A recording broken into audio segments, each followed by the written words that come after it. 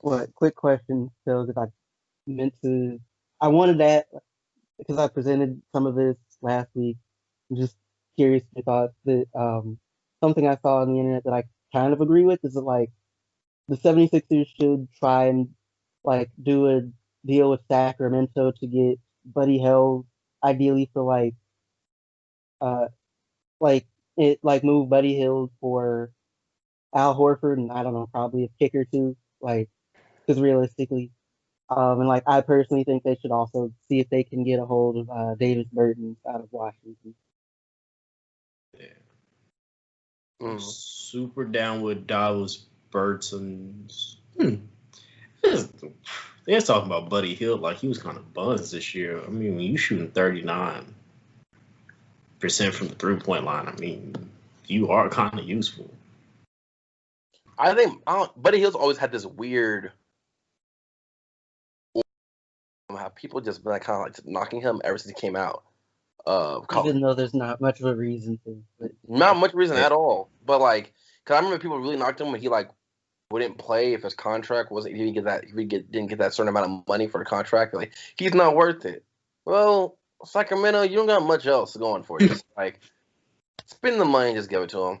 You know what I mean? He's not bad by any stretch of imagination, but people And want it's to. literally your to fault that you have to give him that much money. Because Yeah, if you were better, you wouldn't. exactly. But like also like I'm assuming they're like in their mind they're like, okay, we're gonna have to pay De'Aaron Fox at some point. But also, I'm not the biggest De'Aaron Fox fan, so I just like something about his game that I just don't like. I don't know. What is it? I don't know. You know how sometimes you just can't like put a finger on it, but you're just like there's something about your game that I don't like. There's something about his game I just don't like. He was fine in college. I was like, okay, whatever. Like he's a college guy. Let's see what happens when he gets to the league. In high school, it was like, okay, whatever. Like people be looking mad athletic in high school. Like I'm just like whatever. But then in the NBA, I'm just like, I don't think. I'll tell you what it is. I don't think the way he plays is gonna garner a championship at all. like he's gonna be a good point guard to never win a championship. Like his style of play, his style of play is he's got to be one of the best people on his team, and I don't think he can do that and win a championship.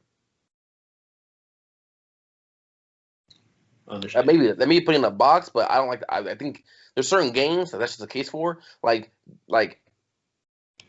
I don't know. There's certain people who have really nice games in the NBA, but you just know they'll never win. You know what I mean? Like they just won't win. And like De'Aaron Fox is one of those people that I think is like in that category. Like his game isn't like championship level. That's a new one. I've never heard that before. But I also haven't heard a lot of people talk about De'Aaron Fox outside of like like some recent stuff where they're like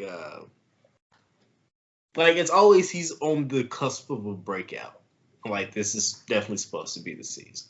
And well, question though, this is like all right, two off seasons back to back, so there might be a lot of people making a jump. like my question though for you, like just because I pulled up his numbers, like what, so like for him, what would qualify as a breakout season though? Like we're talking about like success of the team, because I feel like any individual player has a lot less control of that than we like to act like they do. And like this past season, granted, it was shortened. He averaged what 21 points, 3.8 rebounds, 6.5 assists. I mean 6.8 assists, 1.5 steals. Um, he shot poorly from three. I remember I think it's literally like the eye test. Like it's literally the eye test. When I watch him, I go, okay, this is like a guy who's like gonna show out in the Rising Stars game. You know what I mean? Like he's gonna show out in certain moments and against certain people, right? But then you're like, I don't see this kind of game translating into championships. I don't. Like there's certain players who have that about them. Like James Harden will never win a championship. If you look at his numbers, you go, oh, this man can win a championship, but he will never win a championship, right? Um, And you can only really tell that if you watch the games. You know what I mean? Like Like, the stats won't actually tell you that. And I think De'Aaron Fox, and not because I'm not. I don't think De'Aaron Fox will ever average James Harden numbers because like he's also built different, but it's in the same category. I think. You know what I mean? Does that make sense? I get what you're saying, but like I feel like with Harden and probably some other people who are like in like that tier two that's below like LeBron or what have you, like some of it is gonna come down to play style and like who else they're playing with and whatever. Like if we're gonna sit and make the argument that I think, and I think most agree that dang it, what was that man? D'Antoni.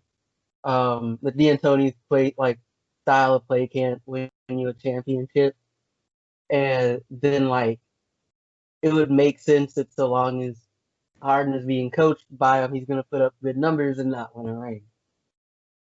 But like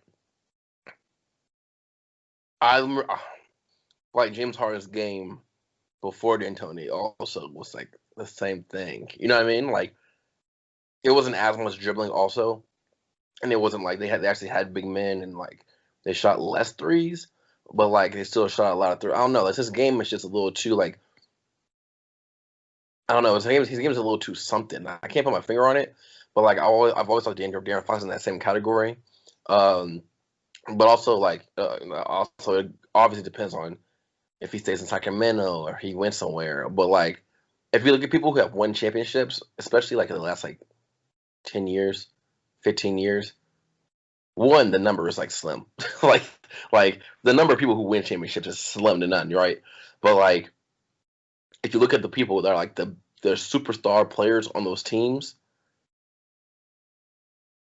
he won't hold like his game will never translate to holding a candle to any of them.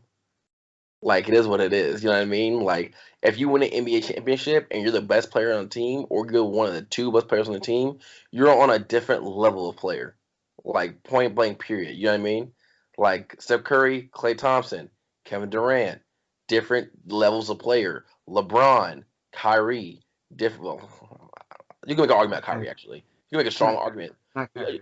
You can make a strong argument for anybody that this isn't the case for anybody that's played with LeBron. Like, you know what I mean? Like, LeBron just changes. I mean, like you could make an argument for Wade. Wade, because Wade won one without him, right? But then when Wade Yeah, won him, he was also playing with like he was a playing with prime Shaq. Shaq. It was like, I don't want to say prime. It was like prime Shaq, or is it like No, no, on It's the on Prime Shaq. it's yeah, prime? Yeah, it was a year right after he left the Lakers. So like he was playing with the all-time great center. You know what I mean? So like, which just like LeBron, Shaq changes like everything because he's physically not real. LeBron's physically not real. You know what I mean? We'll see another De'Aaron Fox. We'll never see another one of these guys. But like they kind of change the whole dynamic of this. But like everybody else, just like like Tim Duncan, Tony Parker, Kawhi Leonard. You know what I mean? They're just different. You know what I mean? And like you can make an argument that like up on that top tier, like for the Raptors, Kawhi Leonard's the only different one, which makes Okay. Kawhi Leonard like that much like more spectacular because like I'm Spicy P is like really good and Fred VanVleet is like really good and Kyle Lowry is really good, but like they're like there's a reason why they didn't win. There's a reason why they didn't win twice without Kawhi. And when they had DeMar DeRozan, who was also a really good player, still didn't win. But like, is De'Aaron Fox gonna ever be one of those really? Is he gonna be one of those top tier players, or is he gonna be another really good player that we see come and go?